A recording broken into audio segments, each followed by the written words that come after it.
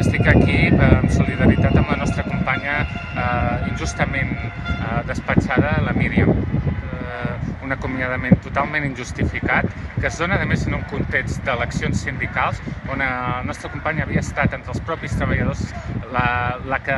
més recolzament s'havia tingut perquè es postulés com a representant dels treballadors. Entenem que estem davant d'un exemple clar de repressió sindical i de pràctica mafiosa per part de la pròpia empresa. Total suport a través dels treballadors i a través de tot el que és el sindicat, els representants del sindicat, i esgotarem totes les vies que tenim perquè la nostra companya sigui readmesa, perquè és un dret fonamental de tots els treballadors que els seus representants o la gent que es postula per representar-los no estiguin sotmesos, doncs això, a l'arbitrarietat de la repressió patronal.